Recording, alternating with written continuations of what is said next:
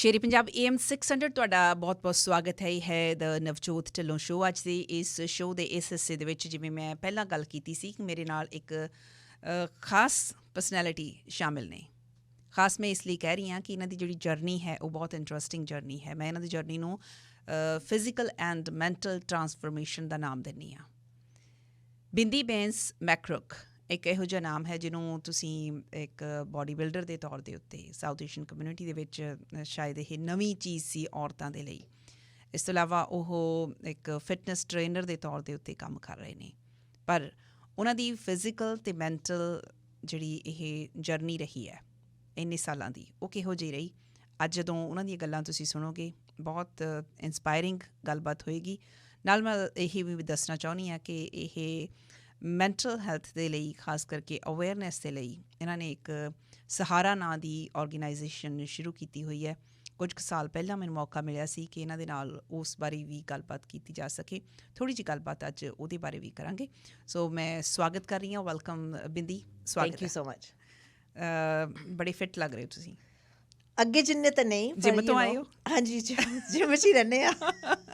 ਕੰਮ ਵੀ ਉਹ, ਪੈਸ਼ਨ ਵੀ ਉਹ। ਹਾਂ।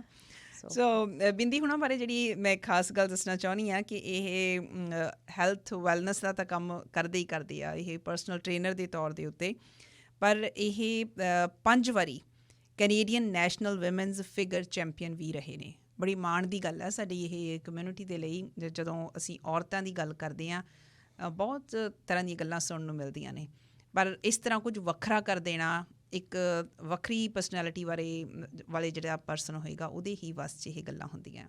2 ਬੱਚਿਆਂ ਦੀ ਮਾਂ ਹੈ ਬਿੰਦੀ, ਇੱਥੇ ਵੀ ਦੱਸਣਾ ਬਣਦਾ। ਅਤੇ ਕ੍ਰੋਸ ਕਲਚਰਲ ਵਿਆਹ ਹੋਇਆ ਇਹਨਾਂ ਦਾ, ਇਸੇ ਕਰਕੇ ਬਿੰਦੀ ਬੈਂਸ ਮੈਕਰੁਕ ਇਹਨਾਂ ਦਾ ਨਾਮ ਹੈ।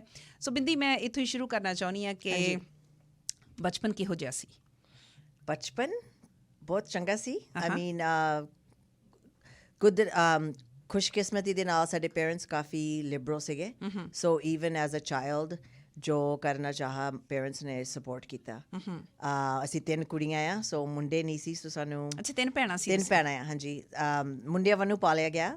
ਮੁੰਡਿਆਂ ਵਾਂਗੂ ਪਾਲਿਆ ਗਿਆ, ਹਾਂਜੀ। ਇਨ ਦ sense that parents the trust ਸੀਗੀ। ਜੇ ਅਸੀਂ ਕੁਛ ਕਰਨਾ ਮੰਗਦੇ ਸੀ, ਕੋਈ ਐਂਬੀਸ਼ਨ ਸੀਗੇ, ਤਾਂ ਉਹਨਾਂ ਨੇ ਜ਼ਰੂਰ ਸਪੋਰਟ ਕੀਤੇ। ਤੁਸੀਂ ਕਿਹੜੇ ਨੰਬਰ 'ਤੇ ਆਉਂਦੇ 3 ਭੈਣਾਂ 'ਚ? ਮੈਂ ਵਿਚਾਲ ਰਹੀ ਹਾਂ। ਅੱਛਾ, ਨੰਬਰ 2, ਮਿਡਲ ਚਾਈਲਡ। ਅੱਛਾ।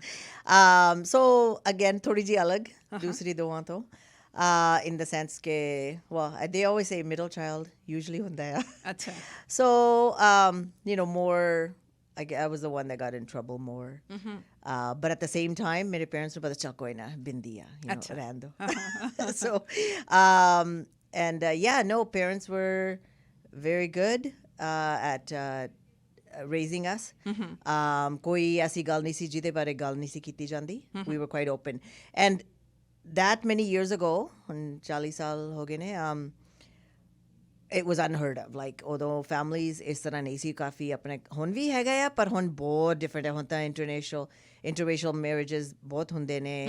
ਕੁੜੀਆਂ ਬਾਡੀ ਬਿਲਡਿੰਗ ਕਰਦੀਆਂ, ਪਰ ਉਸ ਟਾਈਮ 'ਤੇ ਇੰਨਾ ਕਾਮਨ ਨਹੀਂ ਸੀਗਾ। ਸੋ ਆਈ ਵਾਜ਼ ਵੈਰੀ ਲੱਕੀ ਕਿ ਸਾਡੇ ਪੇਰੈਂਟਸ ਨੇ ਸ਼ੁਰੂ ਤੋਂ ਹੀ ਸਾਨੂੰ ਆਜ਼ਾਦੀ ਦਿੱਤੀ, ਲਿਬਰਟੀ ਦਿੱਤੀ। ਸੋ ਦੂਸਰੀਆਂ ਭੈਣਾਂ ਵੀ ਹਾਂਜੀ ਐਕਸਰਸਾਈਜ਼ ਦਾ ਸ਼ੌਕ ਰੱਖਦੀਆਂ ਨੇ? ਵਰਕਆਊਟ ਕਰਦੀਆਂ ਨੇ। ਵੱਡੀ not so much, she is an entrepreneur.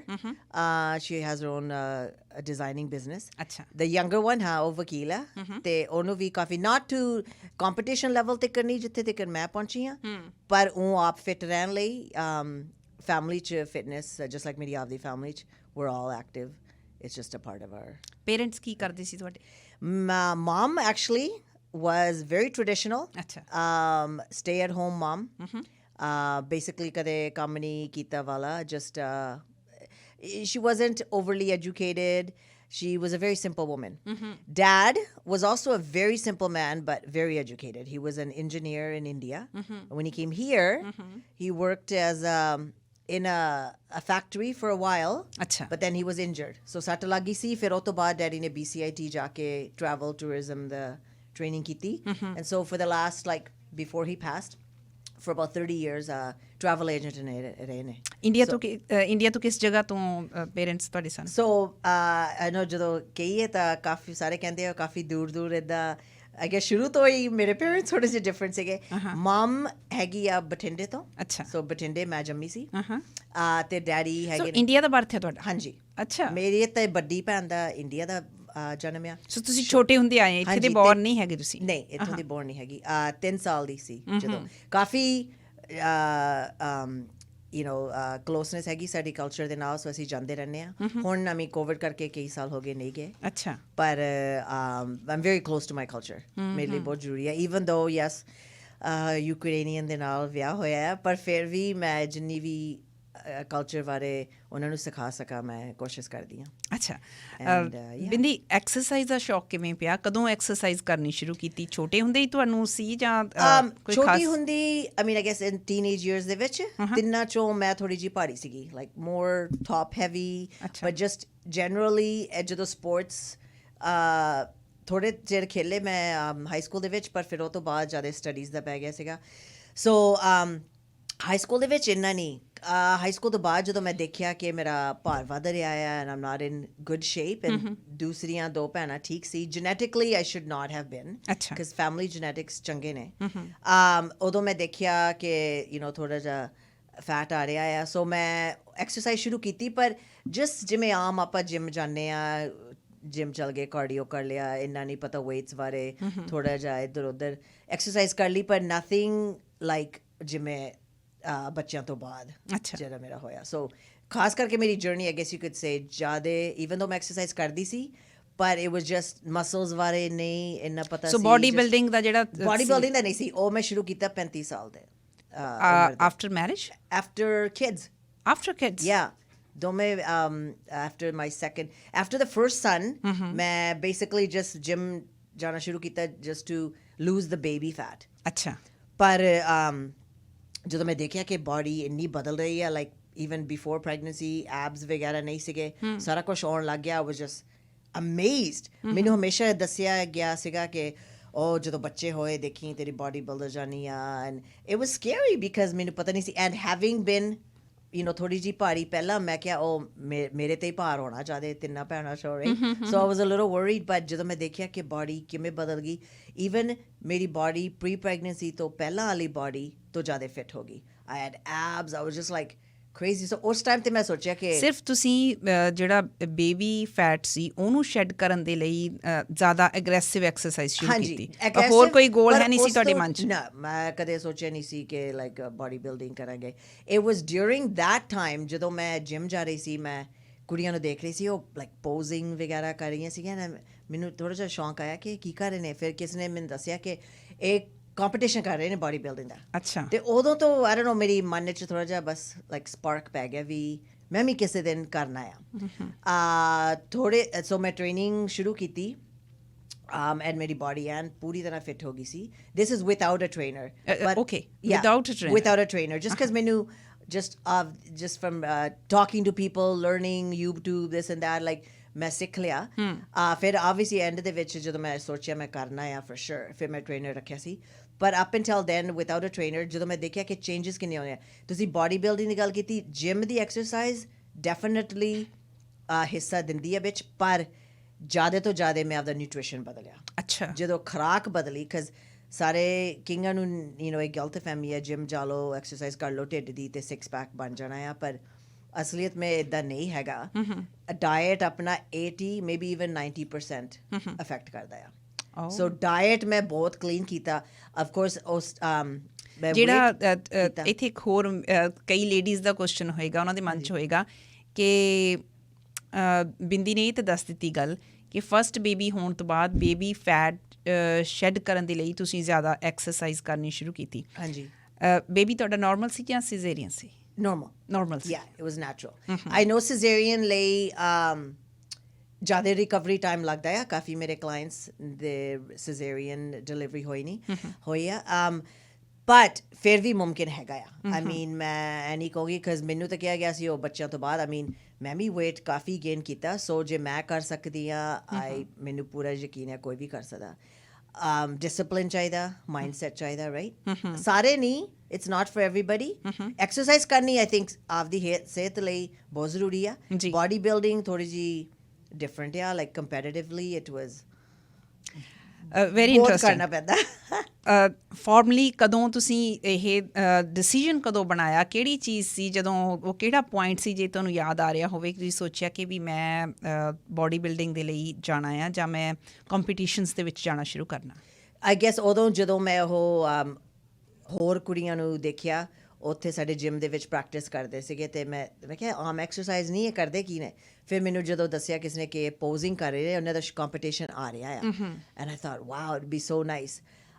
ਸੋ ਉਸ ਟਾਈਮ 'ਤੇ ਮੈਂ ਸੋਚਿਆ ਮੈਂ ਜ਼ਰੂਰ ਕਰਨਾ। ਜਦੋਂ ਮੈਂ ਟ੍ਰੇਨਿੰਗ ਕਰਨੀ ਸ਼ੁਰੂ ਕੀਤੀ ਮੈਂ ਬਹੁਤ ਫਿੱਟ ਤਾਂ ਹੋ ਗਈ ਸੀ ਪਰ ਫਿਰ ਮੈਂ ਦੁਆਰਤੀ ਪ੍ਰੈਗਨੈਂਟ ਹੋ ਗਈ। ਅੱਛਾ ਸੋ ਫਿਰ ਮੈਂ ਕਿਹਾ ਓਕੇ ਚਲੋ ਹੁਣ obviously ਸੋ ਦੂਸਰਾ ਬੇਬੀ ਹੋਣ ਤੱਕ ਵੀ ਤੁਸੀਂ ਕੰਪੀਟੀਸ਼ਨਸ ਦੇ ਵਿੱਚ ਜਾਂ ਤੁਸੀਂ ਬੋਡੀ ਬਿਲਡਿੰਗ ਦਾ ਜਿਹੜਾ ਕੋਈ ਫਾਰਮਲ ਇਹੋ ਜਿਹੀ ਟ੍ਰੇਨਿੰਗ ਸ਼ੁਰੂ ਨਹੀਂ ਕੀਤੀ ਸੀ? ਨਹੀਂ, ਜਸਟ ਆਪਦੀ ਜਿਵੇਂ ਆਪਣੀ ਫਿਟਨੈਸ ਲਈ, ਆਪਦੇ ਫਿਟਨੈਸ ਲਈ ਜਸਟ ਟੂ ਗੈਟ ਫਿਟ। ਜਦੋਂ ਫਿਰ ਮੈਂ ਦੇਖਿਆ ਕਿ ਮੇਰੇ ਚੇਂਜਸ ਕਿੰਨੇ ਆ ਰਹੇ ਨੇ and this is like amazing. ਫਿਰ ਇਟ ਸਟਾਰਟਡ ਮੈਂ ਸੋਚਿਆ ਵੀ ਮੈਂ ਕਰੀਅਰ ਬਦਲਣਾ ਆ ਪਰਸਨਲ ਟ੍ਰੇਨਿੰਗ। ਫਿਰ ਮੈਂ ਉਸ ਟਾਈਮ 'ਤੇ ਸ਼ੁਰੂ ਕੀਤੀ ਪਰ ਹਜੇ ਵੀ ਜਿਵੇਂ ਲਾਈਕ ਆਈ ਸੈਡ ਮੈਂ ਪ੍ਰੈਗਨੈਂਟ ਸੀ ਸੋ ਹਜੇ ਸ਼ੋਅ ਦੀ ਸ਼ੁਰੂਆਤ ਨਹੀਂ ਸੀ ਹੋਈ ਸੋ ਮੈਨੂੰ ਪੌਜ਼ ਕਰਨਾ ਪਿਆ 1-2 ਸਾਲਾਂ ਲਈ। 1 ਸਾਲ ਤਾਂ ਚਲੋ ਪ੍ਰੈਗਨੈਂਸੀ ਹੋ ਗਈ ਪਰ ਮਾਈਂਡ ਦੇ ਵਿੱਚ ਤੁਹਾਡੇ ਉਹ ਸੀਡ ਵੜ ਚੁੱਕਾ ਸੀ। ਯਾ ਮੈਂ ਕਹਿ ਚੁੱਕੀ ਸੀ ਕਿ ਮੈਂ ਜ਼ਰੂਰ ਈਵਨ ਇਸ ਤਿਕਰ ਕਿ ਮੈਂ ਇੱਕ ਬਾਡੀ ਬਿਲਡਿੰਗ ਸ਼ੋਅ ਵੇਖਣ ਗਈ। ਆਈ ਵਾਸ 8 months ਪ੍ਰੈਗਨੈਂਟ ਅਤੇ ਉੱਥੇ ਮੈਂ ਟ੍ਰੇਨਰ ਨੂੰ ਕਿਹਾ ਮੈਂ ਤੈਨੂੰ ਹਾਇਰ ਕਰੂੰਗੀ ਲਾਈਕ ਮੈਂ ਵੀ ਸ਼ੋਅ ਕਰਨਾ ਹੈ ਐਂਡ ਹੀ ਇਜ਼ ਲਾਈਕ ਯਾ have the baby first right. Like ਸਾਰੇ ਆਈ ਥਿੰਕ ਐਵਰੀਬਡੀ ਥਾਟ ਕਿ ਜਸਟ ਮੈਂ ਸੋਚ ਰਹੀ ਹਾਂ ਇਟਸ ਅ ਫੇਜ਼ ਕਿ ਅਸਲੀਅਤ ਮੈਨੇ ਨਹੀਂ ਕਰਨਾ। But as soon as I was breastfeeding ਜਦੋਂ 11 ਮਹੀਨੇ ਹੋ ਗਏ I started to wean off my son. I was like in ਤੁਸੀਂ ਉਸ ਟਾਈਮ ਦੀ ਵੇਟ ਕਰ ਰਹੇ ਸੀ? like I was in good shape but like as time even before the first like 3 ਮਹੀਨੇ ਦੇ ਅੰਦਰ ਮੈਂ ਹਾਸਲ ਕਰ ਲਿਆ ਸੀਗਾ weight loss ਤੇ getting back into like fitness so it was just a matter of ਹੁਣ show ਦੀ training ਕਰਨੀ। ਪਰ ਦੇਖੋ ਪਹਿਲਾ ਬੇਟਾ ਵੀ ਸੀ ਤੁਹਾਡਾ, ਫਿਰ ਸੈਕਿੰਡ ਬੇਟਾ ਹੋ ਗਿਆ, ਤੁਹਾਡੇ ਮਨ ਦੇ ਵਿੱਚ ਉਹ ਚੀਜ਼ ਲਗਾਤਾਰ ਚੱਲ ਰਹੀ ਹੈ ਕਿ ਵੀ ਮੈਂ ਹੁਣ ਸ਼ੋਅ ਦੀ ਤਿਆਰੀ ਕਰਨੀ ਹੈ, ਮੈਂ ਆਪਣੇ ਆਪ ਨੂੰ ਫਿੱਟ ਰੱਖਣਾ ਹੈ। ਅਤੇ 11 ਮਹੀਨਿਆਂ ਦਾ ਬੱਚਾ ਸੀ, ਤੁਸੀਂ ਦੁਬਾਰਾ ਜਿਹੜੀ ਟ੍ਰੇਨਿੰਗ ਆ ਉਹ ਆਪਣੀ ਤੁਸੀਂ ਗੁੱਡ ਸ਼ੇਪ ਦੇ ਵਿੱਚ ਸੀਗੇ ਜਦੋਂ 11 ਮਹੀਨਿਆਂ ਦਾ ਬੱਚਾ ਸੀ। Very good. ਪਰ 2 ਬੱਚਿਆਂ ਦੇ ਨਾਲ ਇੱਕ ਔਰਤ ਦੇ ਲਈ ਹੈ ਤਾਂ ਬੜਾ ਚੈਲੰਜਿੰਗ ਹੈ। It is I think support ਵਿੱਚ ਬਹੁਤ ਹਿੱਸਾ ਦਿੰਦਾ ਹੈ। Who supported you? My husband. Parents ਨੇ ਵੀ ਡੈਫੀਨਿਟਲੀ ਜਦੋਂ ਬੇਬੀ ਸਿਟਿੰਗ ਚਾਹੀਦੀ ਸੀ ਲਾਈਕ ਦੇ ਵਰ ਦੇਅਰ ਟੂ ਵਾਚ ਹਿਮ। ਪਰ ਮੈਂ I am not going to lie I mean even ਪਹਿਲੀ ਪ੍ਰੈਗਨੈਂਸੀ ਤੋਂ ਬਾਅਦ ਆਈ ਕੁਡਨਟ ਮੈਂ ਆਪਦਾ ਜੋਬ ਛੱਡ ਚੁੱਕੀ ਸੀ ਸਕੂਲ ਬੋਰਡ ਦੇ ਵਿੱਚ as a counsellor. So now we had started our own business gym build ਕੀਤਾ ਅਤੇ ਓਬਵੀਅਸਲੀ ਮਟਰਨਿਟੀ ਲੀਵ ਤਾਂ ਮਿਲਦੀ ਨਹੀਂ ਆਪਦੀ ਬਿਜ਼ਨਸ ਦੇ ਵਿੱਚ। ਸੋ ਮੈਂ ਟਾਈਮ ਆਫ ਵੀ ਨਹੀਂ ਲਿਆ with the second one. Just literally he was only a few months old and I had to use a daycare. I know some people say it's not the right thing to do, but if you need it to survive, then both people have to work. ਜਿਹੜਾ competitions ਦੇ ਵਿੱਚ ਜਾਣ ਦਾ ਖਿਆਲ ਆਇਆ, ਸਭ ਤੋਂ ਪਹਿਲਾਂ ਤੁਸੀਂ ਕਿਹਨਾਂ ਨਾਲ ਸ਼ੇਅਰ ਕੀਤਾ ਜਾਂ ਤੁਹਾਨੂੰ ਕਿਸੇ ਨੇ ਸੁਜੈਸਟ ਕੀਤਾ ਸੀ? ਹੋ ਸਕਦਾ ਤੁਹਾਡੇ ਹਸਬੈਂਡ ਸੀ ਜਾਂ ਤੁਹਾਡੇ ਕੋਈ ਫਰੈਂਡ ਸੀ? ਮੇਰੇ ਹਸਬੈਂਡ ਤਾਂ ਬਿਲਕੁਲ ਵਰਕਲਾਬ he doesn't like it? He did not like it at all, but he still supported me because ਉਹਨਾਂ ਨੂੰ ਪਤਾ ਸੀ ਕਿ ਮੈਂ really ਮੰਗਦੀ ਹਾਂ ਰਾਈਟ। ਆਈ ਥਿੰਕ ਪਹਿਲਾਂ ਸੀਗਾ ਕਿ ਉਹ ਕਰ ਲੈਂਦੇ ਇਹਨੂੰ let it get out of hour system, ਇੱਕ ਸ਼ੋਅ ਕਰਕੇ ਇਹਨੇ ਹਟ ਜਾਣਾ, ਪਰ ਉਹ ਫਿਰ 13 ਸਾਲ ਚੱਲਦਾ ਰਿਹਾ। ਅੱਛਾ, ਉਹਨਾਂ ਦਾ ਇਤਰਾਜ਼ ਕੀ ਸੀ? that he was like ਤੂੰ already fit ਹੋ ਗਈਆਂ, why do you need to go on stage? But it was just like I think ਹਜੇ ਆਪਣੀ ਕਮਿਊਨਿਟੀ 'ਚ ਕਿਸੇ ਨੇ ਕੀਤਾ ਨਹੀਂ ਸੀਗਾ। I mean there was a couple of girls that had done show but ਮੈਂ ਕੁਛ ਉਹਨਾਂ ਬਾਰੇ ਜਿਵੇਂ ਜ਼ਿਆਦਾ ਸੁਣਿਆ ਨਹੀਂ। I think ਉਹਨਾਂ ਨੇ 1-2 ਸ਼ੋਅ ਕਰਕੇ maybe ਛੱਡ ਦਿੱਤਾ and I just wanted to like just ਮੇਰੇ ਮਨ ਦੇ ਵਿੱਚ ਇੰਨਾ passion C like just to because ਮੈਂ ਦੇਖਿਆ like when you it's just like ਹੁਣ ਜਦੋਂ ਕੋਈ client ਆਉਂਦਾ ਤੇ ਉਹਨਾਂ ਦੀ body ਬਦਲਦੀ ਆ I see the happiness in their eyes right ਕਿ ਮੈਂ ਨਹੀਂ ਸੀ ਸਮਝਦੀ ਕਿ ਮੇਰਾ ਭਾਰ ਘੱਟ ਸਕੂਗਾ, ਫਿਰ ਜਦੋਂ ਘਟਣ ਲੱਗਦਾ like naturally ਕੋਈ ਵੀ ਗੋਲ ਜਿਹੜਾ ਆਪਾਂ ਹਾਸਲ ਕਰਦੇ ਆ ਜਦੋਂ ਸ਼ੁਰੂ ਉਹਦੀ ਆਤ ਹੋ ਜਾਵੇ ਕਿ ਆਪਾਂ ਨੂੰ ਦਿਸਣ ਲੱਗ ਜਾਵੇ there's a light at the end of the tunnel you're going to feel good. ਤੁਸੀਂ ਵਿਜ਼ੂਅਲਾਈਜ਼ ਕਰਨਾ ਸ਼ੁਰੂ ਕਰ ਦਿੰਦੇ ਹੋ ਆਪਣੇ ਆਪ ਨੂੰ? I was visualizing and I thought you know what ਜੋ ਹੋਊਗਾ ਪਰ ਮੈਂ ਆਪਦੇ ਵੱਲੋਂ 100% 110% ਪਾਉਣਾ ਆ। ਓਕੇ ਬਿੰਦੀ, ਹੁਣ ਗੋਲ ਹਰ ਕੋਈ ਰੱਖ ਲੈਂਦਾ। ਹਾਂਜੀ। ਹੁਣ ਤੁਸੀਂ ਆਪਣਾ ਉਹ ਗੋਲ ਰੱਖ ਲਿਆ, ਉਹਦੇ ਵਿੱਚ ਬਹੁਤ ਸਾਰੀਆਂ ਚੀਜ਼ਾਂ ਆ ਉਹ ਜਿਹੜੀਆਂ ਕੰਟਰੀਬਿਊਟ ਕਰਦੀਆਂ। ਹਾਂਜੀ। ਤੁਹਾਡੀ ਆਪਣੀ ਡਿਟਰਮੀਨੇਸ਼ਨ ਆ, ਤੁਹਾਡਾ ਆਪਣਾ ਹਾਰਡ ਵਰਕ ਆ, ਤੁਹਾਡਾ ਆਪਣਾ ਡਿਸਿਪਲਿਨ ਆ, ਉਸ ਤੋਂ ਇਲਾਵਾ ਇਨਵਾਇਰਨਮੈਂਟ ਹੋ ਜਾਂਦਾ ਹੈ। ਸੋ ਤੁਹਾਡਾ ਆਪਣਾ ਰੋਲ ਅਤੇ এনवायरमेंट ਦਾ ਰੋਲ ਕਿਹੋ ਜਿਹਾ ਰਹੇ? ਮੇਰਾ ਆਪਦਾ ਰੋਲ ਸੀਗਾ, ਆਈ ਮੀਨ ਮੈਂ ਆਪਦੇ ਵੱਲੋਂ ਤਾਂ ਜੋ ਵੀ ਮੈਨੂੰ ਕਰਨ ਦੀ ਲੋੜ ਸੀ ਮੈਂ ਕਰਨਾ ਆ. Environment, do you mean like support or like support. the community or Yes. what? ਮੈਨੂੰ ਕਾਫੀ ਸਪੋਰਟ ਮਿਲੀ, ਸਪੈਸ਼ਲੀ ਜਦੋਂ ਮੈਂ ਲਾਈਕ ਪਹਿਲਾਂ ਸ਼ੋਅ ਕੀਤਾ, ਲਾਈਕ ਉਦੋਂ ਹਜੇ ਆਪਣੀ ਕਮਿਊਨਿਟੀ 'ਚ ਲਾਈਕ ਫਿਟਨੈਸ ਇੰਨੀ ਵੱਡੀ ਚੀਜ਼ ਨਹੀਂ ਸੀਗੀ. ਐਂਡ ਪਹਿਲੇ ਸ਼ੋਅ ਦੇ ਵਿੱਚ ਮੈਂ 4 ਟਰੋਫੀਜ਼ ਜਿੱਤੀਆਂ. ਅੱਛਾ. ਉਸ ਟਾਈਮ 'ਤੇ ਮੈਂ ਐਕਚੁਅਲ ਬਾਡੀ ਬਿਲਡਿੰਗ ਕਰਦੀ ਸੀ. ਲਾਈਕ ਉਹ ਤੋਂ ਬਾਅਦ ਮੈਂ ਫਿਗਰ ਸ਼ੁਰੂ ਕੀਤਾ, ਜਿਹੜੀ ਥੋੜ੍ਹੀ ਜਿਹੀ ਘੱਟ ਆ, ਲਾਈਕ ਨਾਟ ਸੋ ਮਸਕੂਲਰ, ਪਰ ਸ਼ੁਰੂ 'ਚ ਮੈਨੂੰ ਪਤਾ ਨਹੀਂ ਸੀ. ਮੈਂ ਫਿਗਰ ਵੀ ਕੀਤਾ, ਬਾਡੀ ਬਿਲਡਿੰਗ ਵੀ ਕੀਤੀ, ਲਾਈਕ ਜਿਹੜੇ ਜ਼ਿਆਦਾ without shoes on, like full on body building, because ਮੈਨੂੰ ਪਤਾ ਨਹੀਂ ਸੀ ਮੈਂ ਕਿਹੜੀ ਕੈਟਾਗੋਰੀ 'ਚ ਬਿਲੋਂਗ ਕਰਦੀ ਹਾਂ. ਸੋ ਜਦੋਂ ਟ੍ਰੇਨਰ ਤੁਹਾਨੂੰ ਹਾਇਰ ਕਰਨੇ ਪਏ, ਉਹ ਮੋਰ ਦੈਨ 1 ਟ੍ਰੇਨਰਸ ਹੁੰਦੇ ਆ ਜਾਂ ਨੋ, ਇੱਕ ਟ੍ਰੇਨਰ ਸੀ. ਆਈ ਮੀਨ ਕੋਚ ਪੋਜ਼ਿੰਗ ਵਗੈਰਾ ਕਿਸੇ ਹੋਰ ਦੇ ਨਾਲ ਕਰੀ ਦੀ ਆ, ਜੇ ਉਸ ਟ੍ਰੇਨਰ ਨੂੰ ਨਾ ਆਉਂਦੀ ਹੋਵੇ. ਹੀ ਵਾਜ਼ ਅ ਮੇਲ, ਸੋ women's ਦੀ posing 'ਚ ਘੱਟ knowledge ਸੀਗੀ, so then I got somebody else to help with posing, because posing is everything on stage. ਜਿਵੇਂ ਤੁਸੀਂ ਚਾਹੇ ਕਿੰਨੇ ਵੀ ਫਿਟ ਹੋ, ਜੇ ਤੁਸੀਂ ਆਪਦੇ ਮਸਲਸ, ਆਪਦਾ ਫਿਜ਼ੀਕ ਦਿਖਾ ਨਹੀਂ ਸਕਦੇ, ਪ੍ਰੈਜੈਂਟੇਸ਼ਨ ਨਹੀਂ ਠੀਕ, ਫਿਰ doesn't matter ਕਿੰਨੇ ਵੀ ਫਿਟ ਜੱਜਸ ਨੇ, ਉਹ ਚੀਜ਼ ਨਹੀਂ ਦੇਖਣੀ ਜਿਹੜੀ ਤੁਸੀਂ ਉਹਨਾਂ ਨੂੰ ਸ਼ੋਅ ਕਰਨਾ ਮੰਗਦੇ ਆ. ਜੀ ਬਿੰਦੀ, ਕੀ ਹੁੰਦਾ ਕਿ ਆਮ ਕਰਕੇ ਔਰਤਾਂ ਜਦੋਂ ਬੱਚੇ ਹੋ ਜਾਂਦੇ ਆ ਉਸ ਵੇਲੇ ਅਸੀਂ ਇਹ ਸੋਚਦੇ ਹਾਂ ਕਿ ਹੁਣ ਸਾਡੀ ਲਾਈਫ ਬੱਚਿਆਂ ਜੋਗੀ ਆ. ਹਾਂਜੀ, ਬੱਚਿਆਂ ਜੋਗੀ ਆ, ਪਰ ਤੁਸੀਂ ਅਸਲ ਦੇ ਵਿੱਚ ਆਪਣੀ ਜ਼ਿੰਦਗੀ ਸ਼ੁਰੂ ਹੀ ਉਹਨਾਂ ਤੋਂ ਬਾਅਦ ਕੀਤੀ ਹੈ. ਆਈ ਨੋ, ਥੋੜ੍ਹਾ ਜਿਹਾ ਖੁਦ ਗਰਜ਼ ਲੱਗਦਾ ਆ ਵੀ ਮੈਂ ਐਟ ਅ ਟਾਈਮ ਜਦੋਂ ਬੱਚੇ ਛੋਟੇ ਸੀ, ਮੈਂ ਆਪਦੇ ਵੱਲੋਂ ਫੋਕਸ ਦਿੱਤਾ. ਸਾਰਿਆਂ ਦਾ ਪੇਰੈਂਟਿੰਗ ਆਈ ਗੈਸ ਅਲੱਗ ਅਲੱਗ ਹੁੰਦੀ ਆ. ਕੋਈ ਸ਼ਾਇਦ ਮੈਨੂੰ ਕਹੂਗਾ ਵੀ ਉਸ ਟਾਈਮ 'ਤੇ ਨਈ ਚੀਜ਼ ਸ਼ੁਰੂ ਕਰਨਾ, ਪਰ ਕਿਹੜਾ ਟਾਈਮ ਕਿਹੜੀ ਚੀਜ਼ ਲਈ ਠੀਕ ਆ, ਉਹ ਤਾਂ ਮੌਕੇ 'ਤੇ ਹੀ ਪਤਾ ਲੱਗਦਾ ਆ. ਸੋ ਆਈ ਫੈਲਟ ਕਿ ਹਾਂ ਮੈਂ ਮਾਂ ਹੈਗੀ ਹਾਂ, ਪਰ ਆਈ ਕੈਨ ਆਲਸੋ, ਬਿਕਾਜ਼ ਮੈਨੂੰ ਇਹ ਲੱਗਦਾ ਜਦੋਂ ਕਿ ਆਪਣੇ ਕਲਚਰ ਦੇ ਵਿੱਚ ਸਪੈਸ਼ਲੀ ਜਦੋਂ ਕੋਈ ਮਾਂ ਬਣਦਾ ਆ, ਤੁਸੀਂ ਜਿਵੇਂ ਕਿਹਾ ਬੱਚਿਆਂ ਦਾ ਫਿਰ ਹੁੰਦਾ ਹੈ ਉਹ ਤੋਂ ਬਾਅਦ, ਪਰ ਉਹ ਆਪਣੇ ਆਪ ਨੂੰ ਖਤਮ ਕਰ ਲੈਂਦੀਆਂ, ਰਹਿਣ ਦਿੰਦੀਆਂ. ਸੋ ਇਟਸ ਲਾਈਕ ਜੇ ਤੁਸੀਂ ਨਹੀਂ ਤਕੜੇ, ਤੁਸੀਂ ਨਹੀਂ ਫਿਟ, ਤੁਸੀਂ ਨਹੀਂ ਹੈਲਥੀ, ਤੁਸੀਂ ਕਿੱਦਾਂ ਦੀ ਮਾਂ ਬਣੋਗੇ, ਰਾਈਟ? ਸੋ ਆਈ ਮੀਨ ਕੰਪੀਟੀਸ਼ਨ ਨਹੀਂ ਕਰਨੇ ਪੈਂਦੇ ਫਿਟ ਹੋਣ ਲਈ, ਉਹ ਤਾਂ ਮੇਰਾ ਆਪਦਾ ਪਰਸਨਲ ਚੋਇਸ ਸੀ. ਬਟ ਆਈ ਜਸਟ ਥਾਟ ਮੈਂ ਟਰਾਈ ਕਰਦੀ ਹਾਂ. I mean you can do more than one thing. So ਪਹਿਲਾ ਸ਼ੋਅ ਜਦੋਂ ਹੋਇਆ ਯਾਦ ਹੈ? ਹਾਂਜੀ. ਉਦੋਂ ਕਿਹੋ ਜਿਹੀਆਂ ਫੀਲਿੰਗਸ ਲੈ ਕੇ ਗਏ ਸੀ? ਨਵੰਬਰ 12, 2006. ਅੱਛਾ, 2006 ਦੇ. ਯਾ, ਉਸ ਸ਼ੋਅ ਲਈ ਮੈਂ ਜਿੱਦਾਂ ਦੀ ਟ੍ਰੇਨਿੰਗ ਕੀਤੀ, ਆਈ ਥਿੰਕ ਉਹ ਤੋਂ ਬਾਅਦ ਕੋਈ ਵੀ ਚੀਜ਼ ਆਪਾਂ ਜੋ ਪਹਿਲੀ ਵਾਰ ਕਰਦੇ ਹਾਂ ਹਮੇਸ਼ਾ ਨਰਵਸ ਹੁੰਦੇ ਹਾਂ, ਰਾਈਟ? ਲਾਈਕ ਮੈਨੂੰ ਪਤਾ ਨਹੀਂ ਸੀ ਕੀ ਹੋਊਗਾ. ਇਟ ਵਾਜ਼ ਲਾਈਕ ਮੈਂ ਕਦੇ ਵੀ ਚੀਟ ਨਹੀਂ ਕੀਤਾ, ਲਾਈਕ ਕੋਈ ਵੀ ਗਲਤ ਸਟੈਪ ਨਹੀਂ ਲਿਆ. ਇੱਥੇ ਤੱਕ ਕਰਕੇ ਜੇ ਲਾਈਕ ਮੇਰਾ ਚਿਕਨ ਬ੍ਰੈਸਟ ਅਤੇ ਬਰੋਕਲੀ ਬਣਿਆ ਸੀ ਅਤੇ ਹਸਬੈਂਡ ਨੇ ਗਲਤੀ ਨਾਲ ਖਾ ਲਿਆ ਤਾਂ ਮੈਂ ਰੋਣ ਲੱਗ ਜਾਣਾ. ਅੱਛਾ, ਮੈਨੂੰ ਉਹ ਚਿਕਨ ਬ੍ਰੈਸਟ ਚਾਹੀਦਾ ਸੀ, ਜਸਟ ਬਿਕਾਜ਼ ਮੇਰੇ ਮਾਈਂਡ 'ਚ ਸੀਗਾ ਕਿ ਮੈਨੂੰ ਜੋ ਦੱਸਿਆ ਗਿਆ ਹੈ ਟ੍ਰੇਨਰ ਤੋਂ. ਸੋ ਇੰਨਾ ਡਿਸਿਪਲਿਨ ਸੀ? 100%. ਯੂ ਹੈਵ ਟੂ, ਬਿਕਾਜ਼ ਮੈਂ ਇਹ ਨਹੀਂ ਸੀ ਮੰਗਦੀ ਕਿ ਮੈਂ ਸਟੇਜ 'ਤੇ ਜਾਵਾਂ ਅਤੇ ਫਿਰ ਲੈਟਸ ਸੇ ਨਾ ਜਿੱਤਾਂ. ਕੋਈ ਵੱਡੀ ਗੱਲ ਨਹੀਂ ਜੇ ਨਾ ਜਿੱਤੋ, ਪਰ ਮੈਨੂੰ ਸੀਗਾ ਕਿ ਮੈਂ ਜਿੱਤਣਾ, ਅਤੇ ਮੈਂ ਨਹੀਂ ਸੀ ਮੰਗਦੀ ਕਿ ਮੈਂ ਉਹ ਸੋਚਾਂ ਉਸ ਦਿਨ ਮੈਂ ਉਹ ਸਮੋਸਾ ਖਾਧਾ ਸੀ ਤਾਂ ਨਹੀਂ ਜਿੱਤੀ. ਸੋ ਜਸਟ ਕੋਈ ਵੀ there was no room for any cheating. ਪਰ ਇਹ ਇੱਦਾਂ ਨਹੀਂ ਲੱਗਦਾ ਕਿ ਨਾਲ ਨਾਲ ਤੁਸੀਂ ਆਪਣੇ ਆਪ ਨੂੰ ਟੌਰਚਰ ਵੀ ਕਰ ਰਹੇ ਸੀ? ਦਿਲ ਤਾਂ ਕਰਦਾ ਹੈ ਨਾ? very much so. Imagine ਇੱਥੇ ਤੱਕ ਕਰਕੇ ਮੈਂ ਵਿਆਹ ਜਾਣਾ ਅਤੇ ਆਪਦਾ ਖਾਣਾ ਲੈ ਕੇ ਜਾਣਾ, ਜਦੋਂ ਸਾਰੇ ਉੱਠ ਕੇ ਬਟਰ ਚਿਕਨ ਖਾਂਦੇ ਸੀ, ਮੈਂ ਪਲੇਟ ਲੈ ਕੇ ਅਤੇ ਬਸ ਜਸਟ ਆਪਦਾ ਜੋ ਲਿਆਂਦਾ ਸੀ, ਚਿਕਨ ਬ੍ਰੈਸਟ, ਬੀਨਸ, ਆਈ ਮੀਨ ਨਥਿੰਗ. ਪਰ ਮੈਨੂੰ ਲੱਗਦਾ ਕਿ ਇਹ ਆਪਣੇ ਮਨ ਦੀ ਗੱਲ ਹੈ ਕਿ ਜੇ ਤਾਂ ਤੁਸੀਂ ਮੈਂਟਲੀ ਪ੍ਰਿਪੇਅਰ ਕਰ ਲਿਆ ਆਪਣੇ ਆਪ ਨੂੰ ਫਿਰ ਤਾਂ ਠੀਕ ਹੈ, ਜੇ ਤਾਂ ਆਪਣੇ ਆਪ 'ਤੇ ਤਰਸ ਖਾਈ ਜਾਣਾ ਫਿਰ ਨਹੀਂ ਤੁਸੀਂ ਅੱਗੇ ਵੱਧ ਸਕਦੇ. ਨੋ, ਲਾਈਕ ਹੁਣ ਜੇ ਮੈਂ ਸੋਚਾਂ, ਕਈ ਵਾਰੀ ਮੈਂ ਸੋਚਦੀ ਹੁੰਦੀ ਹਾਂ ਮੈਂ 13 ਸਾਲ ਕਿਵੇਂ ਇੰਨੇ ਲਾਈਕ ਆਈ ਥਿੰਕ ਮੈਂ 12-13 ਕੰਪੀਟੀਸ਼ਨ ਕੀਤੇ, like who was I? Because ਹੁਣ ਮੈਂ ਸੋਚਦੀ ਲਾਈਕ ਹੁਣ ਜਦੋਂ ਦਾ ਕੋਵਿਡ ਸ਼ੁਰੂ ਹੋਇਆ ਇਟਸ ਲਾਈਕ ਵਾਈਨ ਦਾ ਗਲਾਸ ਪੀ ਲਿਆ, ਕਦੇ ਆਹ ਖਾ ਲਿਆ. ਆਈ ਥਿੰਕ ਬਿਕਾਜ਼ ਮੈਨੂੰ ਹੁਣ ਪਤਾ ਆ ਵੀ ਮੈਂ ਸਟੇਜ 'ਤੇ ਨਹੀਂ ਚੜ੍ਹਨਾ, ਸੋ ਉਹ ਸਟਰੈਸ ਨਹੀਂ, ਨਾਲੇ ਉਸ ਲੈਵਲ ਦੀ ਬਾਡੀ ਰੱਖਣਾ ਓਨੈਸਟਲੀ ਕਿਸੇ ਨੂੰ ਪੁੱਛ ਲਓ ਜਿਹੜੇ ਕੰਪੀਟ ਕਰਦੇ ਆ, ਨਾਮੁਮਕਿਨ ਹੈ. ਲਾਈਕ ਮੇਰਾ ਬਾਡੀ ਪਰਸੈਂਟ ਫੈਟ ਲਾਈਕ 9 ਜਾਂ 10 ਹੁੰਦਾ ਸੀ. Just to put that into perspective, ਆਮ ਤੀਵੀਆਂ ਦਾ 25 ਜਾਂ 30 ਹੁੰਦਾ ਆ. So you can imagine single digit 9% body fat, like ਉਹਨੂੰ ਮੇਨਟੇਨ ਕਰਨਾ is very hard. So now Bindi, ਪਹਿਲਾ ਸ਼ੋਅ ਤੁਹਾਡਾ ਕੌਣ ਦੇਖਣ ਗਿਆ ਸੀ?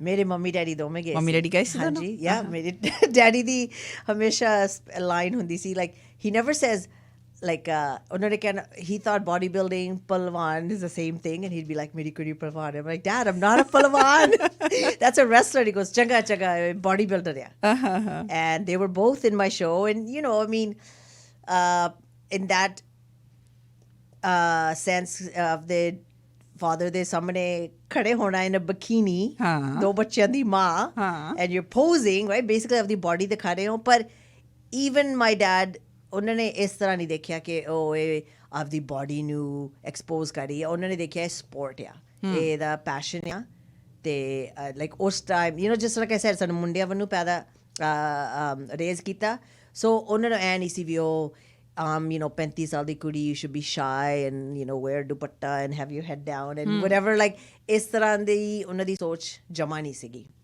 it was very modern so result ਤੋਂ ਬਾਅਦ ਜਦੋਂ ਤੁਹਾਨੂੰ ਮਿਲੇ ਸੋ ਕਹਿੰਦੇ ਹੁੰਦੇ ਆ ਜਦੋਂ ਪਹਿਲਾ ਸ਼ੋਅ ਕਰੋ ਜਾਂ ਤਾਂ ਤੁਸੀਂ ਇਹੀ ਸ਼ੋਅ ਕਰਨਾ and you will have the attitude ਕਿ it was a nice experience ਪਰ ਮੇਰੇ ਲਈ ਨਹੀਂ you know it's I am not the one ਅਤੇ ਜਾਂ you are addicted and for me you could say it was the ladder ਮੈਨੂੰ ਥੋੜ੍ਹੀ ਜਿਹੀ ਆਈ ਮੀਨ ਕਹਿ ਲਓ ਐਡਿਕਸ਼ਨ ਕਹਿਣ ਨੂੰ ਚੰਗਾ ਵੀ ਨਹੀਂ ਲੱਗਦਾ ਪਰ in a way it is an addiction and I was addicted I was so passionate about it ਮੈਂ ਸੋਚਿਆ ਮੈਂ ਕਰੀ ਜਾਣਾ ਆ ਸੋ because ਉਸ ਟਾਈਮ 'ਤੇ ਬਹੁਤ ਡਿਫਰੈਂਟ ਸੀ ਪਹਿਲਾਂ low like ਸਭ ਤੋਂ ਪਹਿਲਾ ਲੈਵਲ 'ਤੇ ਸ਼ੁਰੂ ਕਰਨਾ ਪੈਂਦਾ which is like your city novice like level ਅਤੇ ਫਿਰ ਜਾਂਦੇ ਪ੍ਰੋਵਿੰਸ਼ੀਅਲ ਲਈ ਫਿਰ ਜਾਂਦੇ ਨੈਸ਼ਨਲ ਸੋ ਕਈ ਸਾਲ ਲੱਗੇ to get to that point right ਅਤੇ ਵਿੱਚ ਦੀ odd time off you know ਸਾਲ let's say rest ਕਰ ਲੈਣੀ ਫਿਰ ਜਾਣਾ ਸੋ in the end ਮੈਂ 5 ਨੈਸ਼ਨਲ ਲੈਵਲ ਦੇ ਸ਼ੋਅ ਕੀਤੇ ਸੀ ਅਤੇ 5 ਦੇ ਵਿੱਚ ਮੈਂ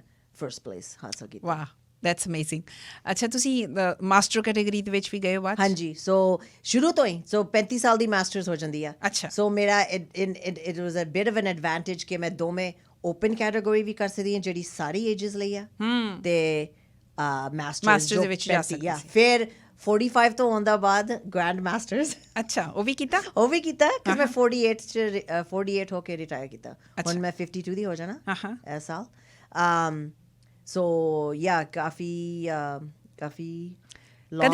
ਕਦੇ ਇਹ ਮਨ ਦੇ ਵਿੱਚ ਕਦੇ ਇਹ ਚੀਜ਼ ਵੀ ਆਈ ਕਿ ਵੀ ਇਹ ਨਾ ਮੈਂ ਕਰਦੀ ਹੁੰਦੀ ਤਾਂ ਮੈਂ ਕੀ ਕਰਦੀ ਹੁੰਦੀ ਮੇਰਾ ਐਕਚੁਅਲੀ ਦੈਟਸ ਫਨੀ ਬਿਕਾਜ਼ ਮੇਰਾ ਆਈ ਫੀਲ ਲਾਈਕ ਮੇਬੀ ਇਹ was meant to be because ਇਸ ਤੋਂ ਪਹਿਲਾਂ I was trying to be a police officer ਅੱਛਾ that was my passion ਮੈਂ ਬਣਨਾ ਸੀ ਸਾਰਾ ਕੁਛ ਪਾਸ ਕਰ ਲਿਆ ਐਂਡ ਤੱਕ ਆ ਗਏ it's just like one of those things it's either in your cards or not and ਮੈਂ ਨਹੀਂ ਹਾਸਲ ਹੋਈ ਫਿਰ ਮੈਂ ਫਿਰ ਟਰਾਈ ਕਰਨਾ ਸੀ ਫਿਰ ਵਿਆਹ ਹੋ ਗਿਆ right away ਪਹਿਲਾ ਬੇਟਾ ਹੋ ਗਿਆ ਫਿਰ ਮੈਂ ਕਿਹਾ ਓਕੇ ਮੈਂ ਹੁਣ ਫਿਟ ਹੋ ਕੇ ਫਿਰ ਮੁੜ ਕੇ ਜਾਨੀ ਆ and then just becoming a mother things change and then my husband also can they like oh you're gonna miss all his milestones so it just became one of those things ke I think about it now it would have been 25 years now but then oh shut like other nahi entry mili par fir somehow bodybuilding landed in my lap so as long as you're helping people I guess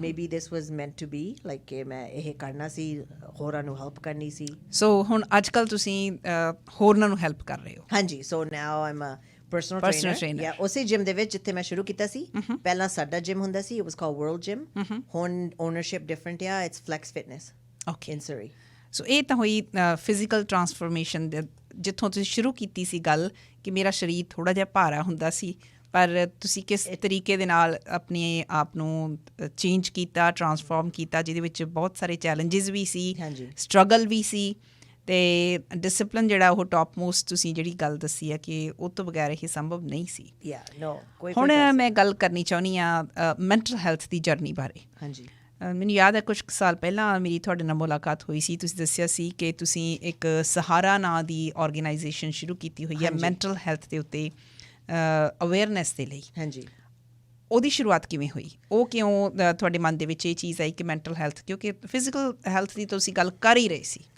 mental health ਬਾਰੇ ਸੋ ਮੇਰੀ family ਦੇ ਵਿੱਚ ਮੇਰੀ ਮਮ ਨੂੰ ਸੀਗੀ ਅਬਸੈਸਿਵ compulsive disorder ਜਿਹਨੂੰ ਆਪਾਂ OCD ਕਹਿੰਦੇ ਆ ਹਜੇ ਵੀ ਬਹੁਤ ਜਣਿਆਂ ਨੂੰ ਨਹੀਂ ਪਤਾ ਇਹਦੇ ਬਾਰੇ ਪੰਜਾਬੀ 'ਚ ਵਹਿਮ ਕਹਿ ਲੈਂਦੇ ਆ ਕਈ ਵਾਰੀ ਸੋ ਵਿਥ ਮਾਈ ਮਾਮ ਉਹਨਾਂ ਕਈ ਤਰ੍ਹਾਂ ਦੀ OCD ਹੁੰਦੀ ਆ ਮਾਮ ਦੇ ਨਾਲ ਸੀਗੀ ਕੰਟੈਮੀਨੇਸ਼ਨ ਅਗੇਨ ਸਾਨੂੰ ਸ਼ੁਰੂ 'ਚ ਨਹੀਂ ਸੀ ਪਤਾ ਲਾਈਕ ਕਿਉਂ ਇਹ ਹੋ ਰਿਹਾ ਸੋ ਉਹਨਾਂ ਦੀ ਹੈਂਡ ਵਾਸ਼ ਕਰਦੇ ਸੀ ਜ਼ਿਆਦਾ ਹੱਥ ਧੋਂਦੇ ਰਹਿੰਦੇ ਸੀ ਬਾਰ-ਬਾਰ ਉਹਨਾਂ ਦੀ ਸੀਗੀ ਹੱਥ ਧੋਂਦੀ ਧੋਈ ਜਾਣੇ ਇੱਥੇ ਤੱਕ ਕੇ ਲਾਈਕ ਹੱਥ ਐਨ ਲਾਲ ਹੋ ਜਾਣੇ ਪਰ ਸਾਨੂੰ ਨਹੀਂ ਸੀ ਪਤਾ ਲਾਈਕ ਉਹ ਜਿਸ ਤਰ੍ਹਾਂ ਮਾਮ ਬਹੁਤ ਸਾਫ਼ ਆ ਤੇ ਉਹਨਾਂ ਨੂੰ ਉਸ ਵੇਲੇ ਉਹਨਾਂ ਨੂੰ ਪਤਾ ਸੀ ਕਿ ਵੀ ਇਹ OCD ਹੈ ਜਾਂ ਤੁਹਾਨੂੰ ਵੀ ਨਹੀਂ ਸੀ ਪਤਾ ਕਿਸੇ ਨੂੰ ਵੀ ਨਹੀਂ ਸੀ ਪਤਾ this was like early 80s 90s I guess 90s ਸੋ ਜਦੋਂ ਪਤਾ ਹੀ ਨਹੀਂ ਸੀ ਬਿਲਕੁਲ ਪਤਾ ਨਹੀਂ ਸੀ ਸੋ ਮੈਂ ਉਸ ਟਾਈਮ ਕਾਲਜ ਜਾ ਰਹੀ ਸੀ ਸੋ ਮੈਂ ਥੋੜ੍ਹੀ ਜਿਹੀ ਰਿਸਰਚ ਕੀਤੀ and I found like so many places mood disorders hospitals Fraser Health